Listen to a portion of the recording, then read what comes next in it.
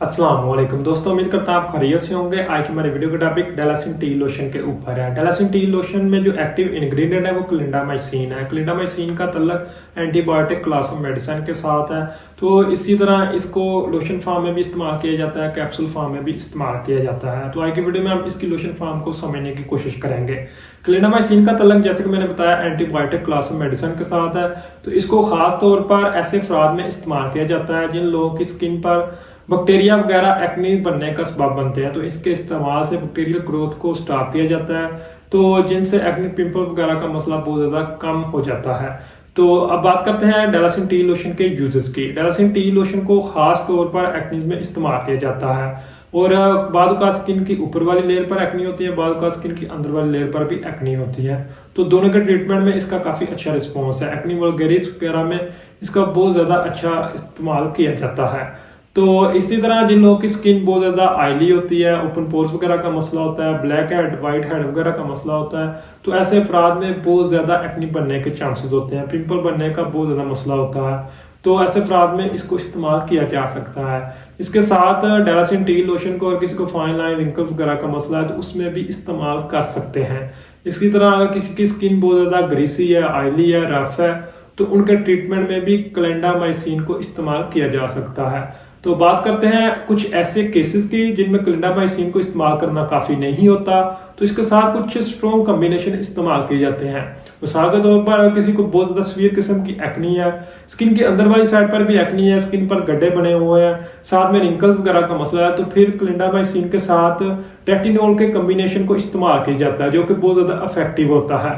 तो रेटिनॉल में मोस्टली आइसोट्रिटिनाइन और ट्रिटिनाइन को यूज किया जाता है। तो एक खास तरह से इसको इस्तेमाल करवाया जाता है जो कि एक्नी के ट्रीटमेंट में बहुत ज्यादा इफेक्टिव होते हैं। इसी तरह क्लिंडामाइसिन के साथ एजिलिक एसिड को भी इस्तेमाल कर सकते हैं।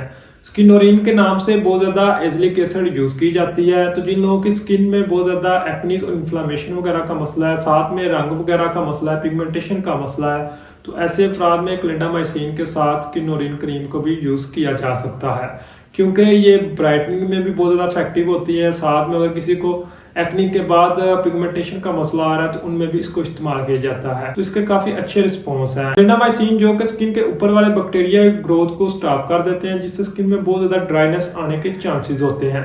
तो इसके साथ मॉइस्चराइजर को इस्तेमाल करना बहुत ज्यादा जरूरी होता है।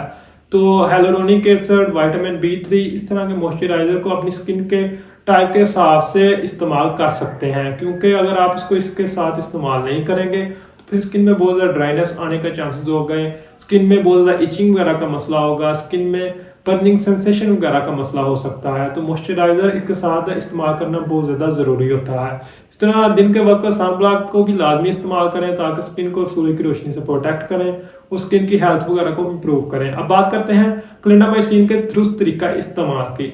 तो इस्तेमाल करने से पहले इसकी बॉटल को अच्छी तरह से शेक कर लें, अपने चेहरे को, हाथों को अच्छी तरह से वॉश कर लें, एक थिन सी लेयर अपने चेहरे पर अप्लाई करें और कोशिश करें इसको खुश्क होने दें। और सुबह और शाम 2 मरतबा आप इसको इस्तेमाल कर सकते हैं। वैसे भी इसके 1 ml में 10 मिलीग्राम क्लिंडामाइसिन पाया जाता है, तो एक नॉर्मल पर्सन में इसके 40 से 50 मिलीग्राम नॉर्मली इस्तेमाल कर सकते हैं। मैक्सिमम 100 मिलीग्राम तक भी इसको यूज कर सकते हैं। क्लिंडामाइसिन की प्रिकॉशन की बात करें तो जिन लोगों की उम्र 12 साल से कम है उन लोगों में इसको इस्तेमाल नहीं करना चाहिए। इसी तरह ब्रेस्ट फीडिंग मदर और प्रेग्नेंट मदर में भी इसको इस्तेमाल नहीं करना चाहिए। जिन लोगों को डायरिया वगैरह का मसला है उन लोगों में भी इसको इस्तेमाल नहीं करना चाहिए। अगर इसके इस्तेमाल से स्किन का कलर चेंज हो रहा है तो फिर भी अपने मुतल्लिका डॉक्टर को बताना बहुत ज़्यादा ज़रूरी होता है। क्लिंडामाइसिन के साइड इफेक्ट की बात करें तो इसके इस्तेमाल से स्किन में इरिटेशन वगैरह का मसला हो सकता है, स्किन में ड्राइनेस का मसला हो सकता है, स्किन में रैश वगैरह का मसला हो सकता है, बर्निंग सेंसेशन वगैरह का मसला हो सकता है। कुछ लोगों को इसके इस्तेमाल से स्किन में ब्लिस्टर भी बन सकते हैं। तो उम्मीद करता हूँ आज की वीडियो आपको पसंद आई होगी। अगर वीडियो पसंद आई है तो वीडियो को लाइक कीजिए, चैनल को सब्सक्राइब कीजिए। शुक्रिया।